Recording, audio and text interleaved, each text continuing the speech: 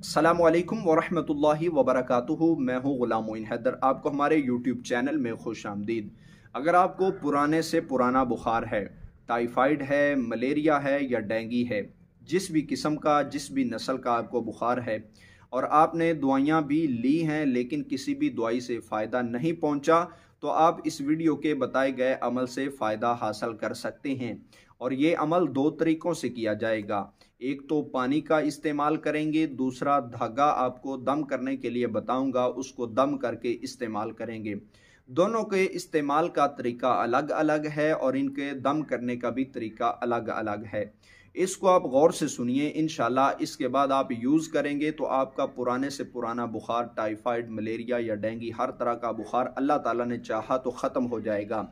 सबसे पहले सुनिए कि धागे को किस तरह दम किया जाएगा, फिर आपको बताऊंगा कि पानी को कैसे दम किया जाएगा और इस्तेमाल कैसे किया जाएगा।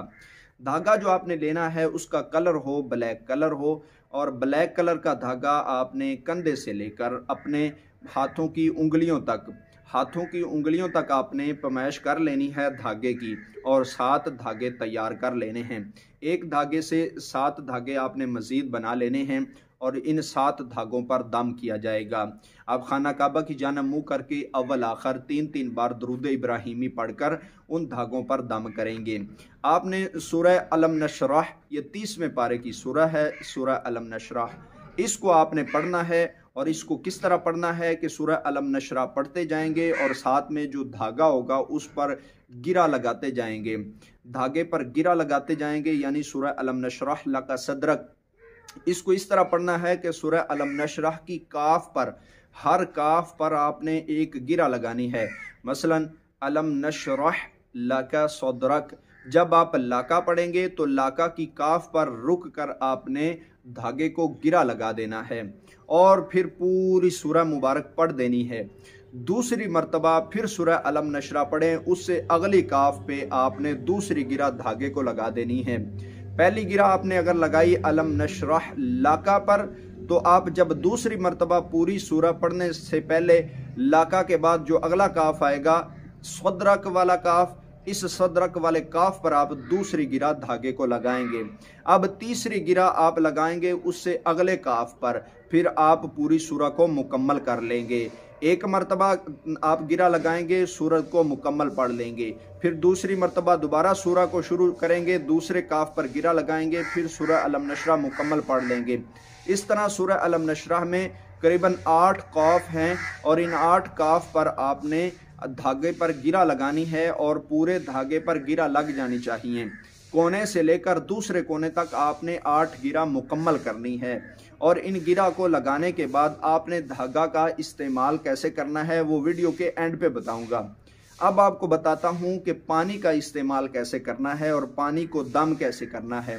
आप अगर हो सके तो 7 मसाजिद का पानी ले लें या 7 मुख्तलिफ नलकों का या 7 मुख्तलिफ जगहों का पानी ले लें। अगर वो भी मुयस्सर नहीं है तो घर का साफ़ सुथरा पानी ले लें। उस पानी पर आपने दम करना है। सबसे पहले दुरूद शरीफ पढ़ना है, 11-11 बार आपने दुरूद इब्राहिमी पढ़ना है। दरमियान में आयतल कुर्सी 41 बार, सूरह फातिहा शरीफ 41 बार।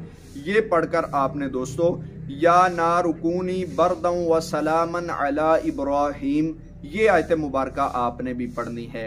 या नारुकूनी बरदं व सलामन अला इब्राहिम, इस आयत मुबारका को भी आपने 41 मरतबा पढ़कर पानी पर दम कर देना है और आखिर पर फिर दुरूद शरीफ पढ़ना है।